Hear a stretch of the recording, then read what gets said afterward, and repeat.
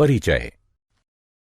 क्या तुम जानती हो कि हमारे सौर तंत्र में केवल हमारी पृथ्वी ही एक ऐसी है जिस पर जीवन पाया जाता है? हाँ, ये इसलिए होता है क्योंकि जीवन के लिए आवश्यक कुछ निश्चित वातावरणीय दशाएं जैसे तापमान, जल, वायु तथा भोजन केवल पृथ्वी पर ही उपलब्ध है।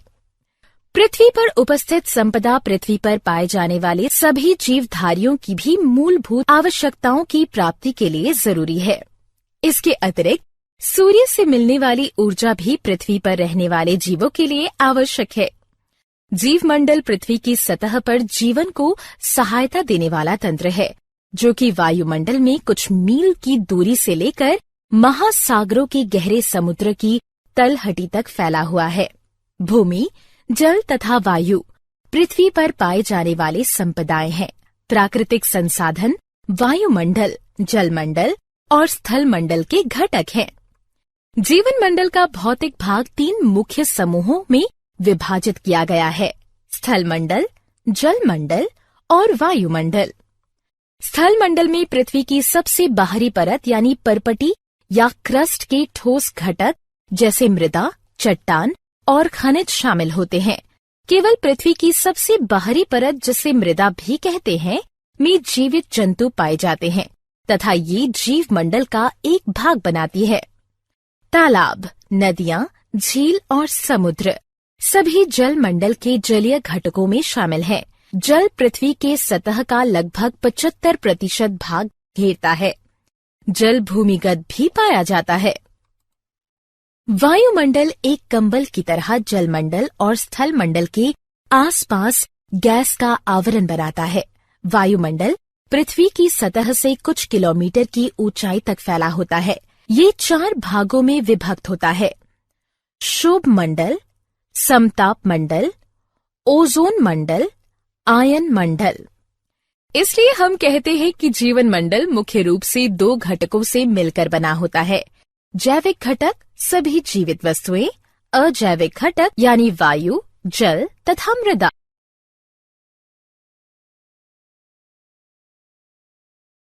उद्देश्य। इस पाठ के अंत में आप निम्न करने में सक्षम हो जाएंगे: जीवन की श्वास वायु को समझना, जलवायु नियंत्रण में वायुमंडल की भूमिका को पहचानना, वायु की गति, पवन को समझना, वर्षा को समझना, वायु प्रदूषण को समझना, जल एक अद्भुत द्रव के गुणों को पहचानना, जल प्रदूषण को समझना।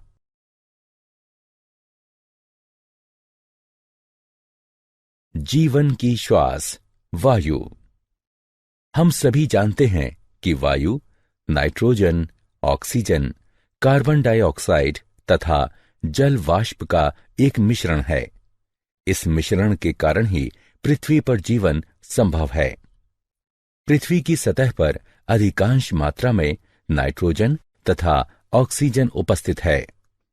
नाइट्रोजन 78%, ऑक्सीजन 21%, कार्बन डाइऑक्साइड तथा अन्य गैसें 0.03%, निष्क्रिय गैसें ऑर्गन 0.93%।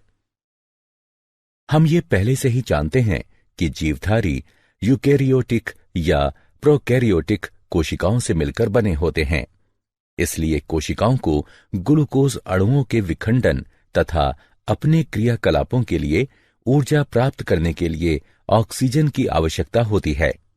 इसके परिणाम स्वरूप कार्बन डाइऑक्साइड का निर्माण होता है। एक अन्य प्रक्रिया जिसके परिणाम स्वरूप ऑक्सीजन की खपत तथा कार्बन डाइऑक्साइड का निर्माण होता है, दहन की प्रक्रिया कहलाती है, जो कि या तो मानव क्रियाकलापों अथवा जंगलों में लगी आग का परिणाम होती है।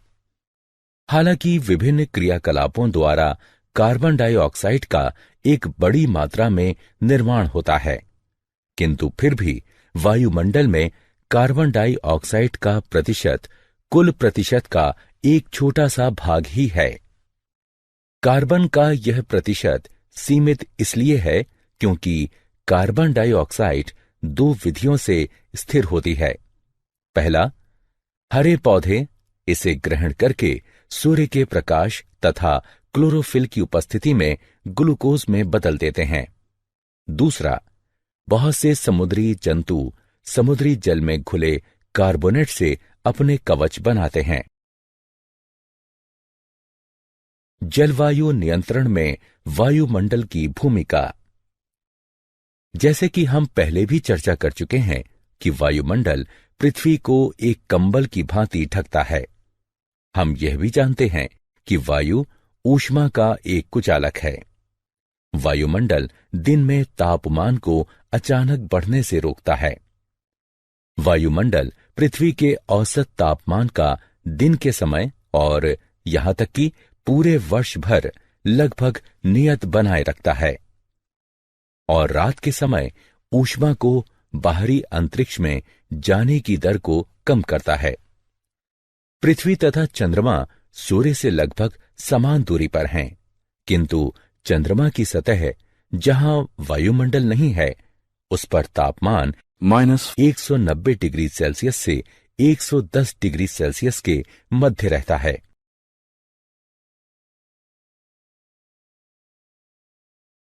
वायु की गति। पवन।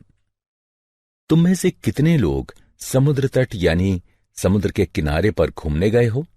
तुम सभी ने शाम को बहने वाली ठंडी समीर को महसूस किया होगा तथा गर्म दिन के बाद इन समीरों से मिलने वाली राहत को भी महसूस किया होगा। इसी प्रकार गर्म मौसम के बाद जब वर्षा होती है तो हमें बहुत राहत मिलती है। वायु की गति वायु के गर्म होने के कारण होती है तथा जब इस वायु में जल वाष्प उपस्थित होती है तो यह ठंडी समीर बन जाती है। जल वाष्प जीवित प्राणियों के क्रियाकलापों और जल के गर्म होने के कारण बनती है। स्थलीय भाग या जलीय भाग से होने वाले विकिरण के परावर्तन तथा पुनर्विकिरण के कारण वायुमंडल गर्म होता है। गर्म होने पर वायु में संवहन धाराएं उत्पन्न होती हैं। जब वायु स्थल और जल के विकिरण के कारण गर्म होती है तब ये ऊपर की ओर प्रवाह करती है। क्योंकि जल की अपेक्षा स्थल जल्दी गर्म होता है, इसलिए स्थल के ऊपर की वायु जल के ऊपर की वायु की अपेक्षा तेजी से गर्म होगी। इसलिए अगर हम तटीय क्षेत्रों को दिन में देखते हैं तो पाते हैं कि स्थल के ऊपर की वायु तेजी से गर्म होकर ऊपर उठना शुरू करती है।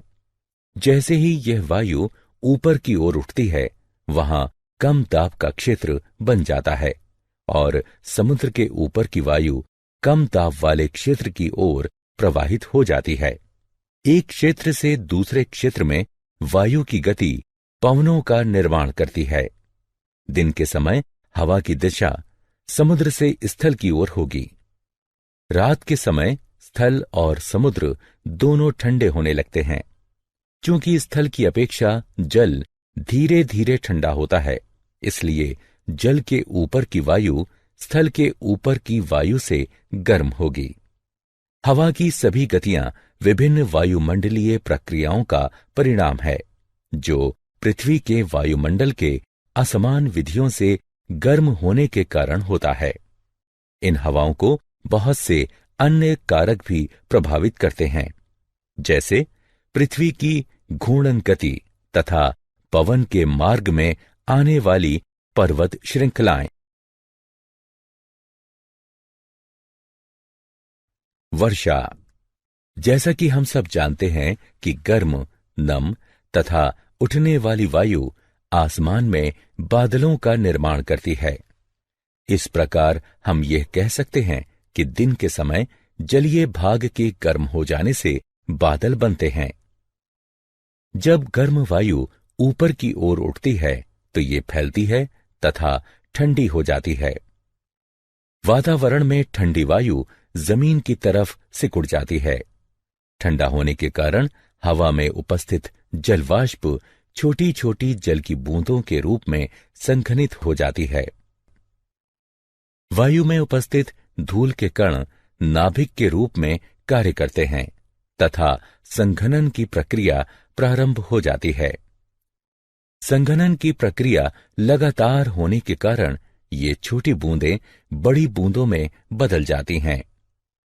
जब ये बूंदें बड़ी और भारी हो जाती हैं, तब ये वर्षा के रूप में नीचे की ओर गिरती हैं। कभी कभी जब वायु का तापमान काफी कम हो जाता है, तब ये हिमवृष्टि अथवा ओले के रूप में अवक्षेपित हो जाती हैं। वर्षा का पैटर्न पवनों के पैटर्न पर निर्भर करता है। भारत के बहुत बड़े भूभाग में अधिकतर वर्षा दक्षिण पश्चिम या उत्तर पूर्वी मानसून के कारण होती है। हम मौसम सूचनाओं में अक्सर ये सुनते हैं कि बंगाल की खाड़ी पर वायु का दबाव कम होने के कारण कई क्षेत्रों में वर्षा हुई। वायु प्रदूषण। इन दिनों प्रदूषण शब्द बहुत ही प्रचलित हो गया है, लेकिन इसका मतलब क्या होता है, मैं तुम्हें बताता हूं। हमारे वातावरण के भौतिक, रासायनिक तथा जैविक गुणों में होने वाला कोई भी अवांछनीय परिवर्तन प्रदूषण कहलाता है। वायु, जल तथा मृदा में होने वाला प्रदूषण जीवन के विभिन्न रूपों पर कुप्रभाव डालते हैं। जबकि प्रदूषक एक ऐसा पदार्थ, रसायन या कारक है जो कि वातावरण में पहुंचकर मानव के जीवन पर बुरा प्रभाव डालता है। प्रदूषक को इस प्रकार भी परिभाषित किया जा सकता है कि यह एक गलत मात्रा में, गलत स्थान पर या गलत समय पर पाया जाने वाला एक घटक है। वातावरण में बाह्य कणों अथवा गैसों की उपस्थिति जो कि मानव, पौधों तथा जंतुओं के लिए हानिकारक होती है, वायु प्रदूषण कहलाती है। वायु प्रदूषण का मुख्य कारण जीवाश्म ईंधन का दहन है। जीवाश्म ईंधन जैसे कोयला और पेट्रोलियम पदार्थों में नाइट्रोजन और सल्फर की बहुत कम मात्रा होती है। जब ये ईंधन जलते हैं, तब नाइट्रोजन और सल्फर भी इसके साथ जलते हैं तथा यह नाइट्रोजन और सल्फर के विभिन्न ऑक्साइड उत्पन्न करते हैं। इन गैसों का केवल सांस के रूप में लेना ही खतरनाक नहीं है, बल्कि ये वर्षा के जल में मिलकर अम्लीय वर्षा भी करते हैं। जीवाश्म ईंधनों का दहन वायु में निलंबित कणों की मात्रा को भी बढ़ा देता है। ये निलंबित कण बिना जले कार्बन कण या पदार्थ हो सकते हैं, जिन्हें हाइड्रोकार्बन कहा जाता है। इन सभी प्रदूषकों की अधिक मात्रा में उपस्थिति दृश्यता को कम करती है, विशेषकर सर्दी के मौसम में जब जल भी वायु के साथ संघनित होता है। इसे धूम कोहरा कहते हैं तथा ये वायु प्रदूषण की ओर संकेत करते हैं। इन पदार्थों वाली वायु में सांस लेने से कैंसर, हृदय रोग या एलर्जी जैसी बीमारियां होने की संभावनाएं अधिक हो जाती हैं।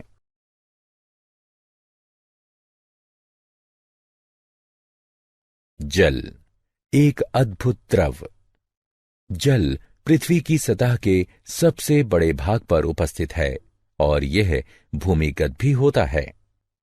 जल की कुछ मात्रा जल वाष्प के रूप में वायुमंडल में भी पाई जाती है। पृथ्वी की सतह पर पाए जाने वाले जल का कुल 97% सागरों तथा महासागरों में पाया जाता है तथा यह जल क्षारीय होता है। पृथ्वी पर 1% ही स्वच्छ जल पाया जाता है। 2% शुद्ध जल बर्फ के रूप में दोनों ध्रुवों पर तथा बर्फ से ढके पहाड़ों पर पाया जाता है। भूमिगत जल तथा नदियां, झीलें तथा तालाबों में पाया जाने वाला जल भी स्वच्छ जल होता है। स्वच्छ जल की उपलब्धता विभिन्न स्थानों पर भिन्न भिन्न होती है।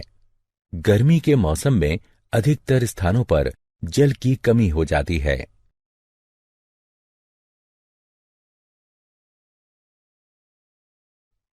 जल का महत्व। जल इसलिए आवश्यक है क्योंकि सभी जीवों को जल की जरूरत है। सभी कोशिकीय प्रक्रियाएं जलीय माध्यम में होती हैं। सभी प्रतिक्रियाएं जो हमारे शरीर में या कोशिकाओं के अंदर होती हैं, वह जल में घुले हुए पदार्थों में होती हैं। शरीर के एक भाग से दूसरे भाग में पदार्थों का संवहन खुली हुई अवस्था में होता है। इसलिए जीवित प्राणी जीवित रहने के लिए अपने शरीर में जल की मात्रा को संतुलित बनाए रखते हैं।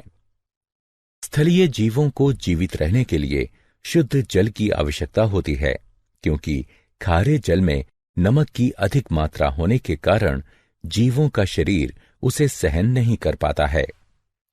इसलिए प्राणियों और पौधों को पृथ्वी पर जीवित रहने के लिए आसानी से जल उपलब्धि के स्रोत आवश्यक हैं।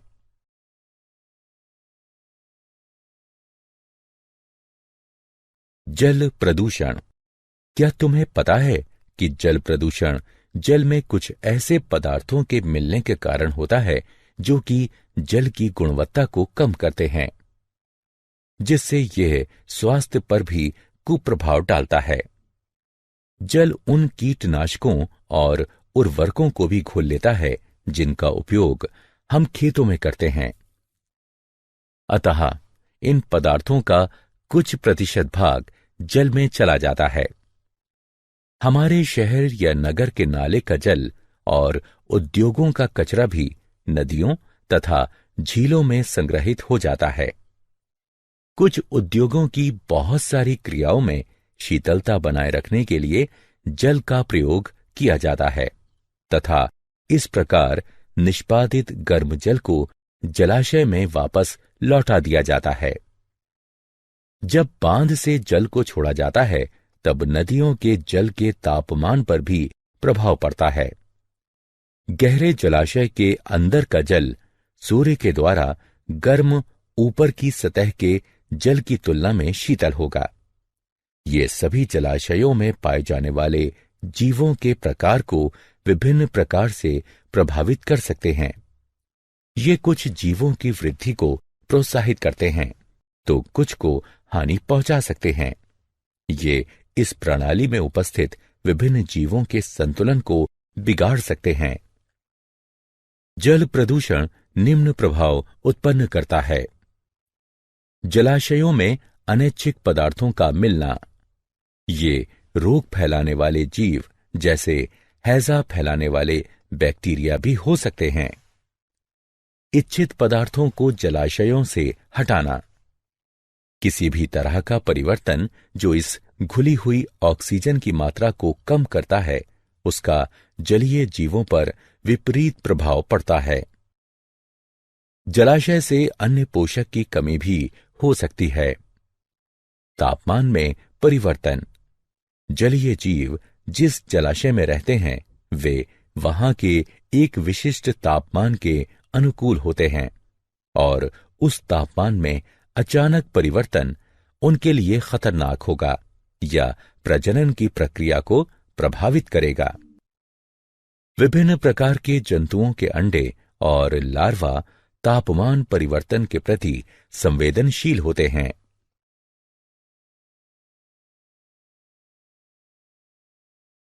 क्या आप जानते हैं, स्टैच्यू ऑफ लिबर्टी SO2 तथा NO2 एवं ताजमहल मथुरा रिफाइनरी से निकलने वाले SO2 के द्वारा प्रभावित हो रहे हैं। SO2 से अस्थमा तथा ब्रोंकाइटिस आदि होने की संभावना बढ़ जाती है। 1920 में जापान में 200 लोग इटाई रोग के प्रभाव के कारण मर गए थे, जो कि कैडमियम विष के कारण हुई थी। 1989 से 5 जून को विश्व पर्यावरण दिवस के रूप में मनाया जाता है। 16 सितंबर को ओजोन परत के बचाव का अंतर्राष्ट्रीय दिवस के रूप में मनाया जाता है। अक्टूबर का प्रथम सप्ताह वन्य जीवन सप्ताह के रूप में मनाया जाता है।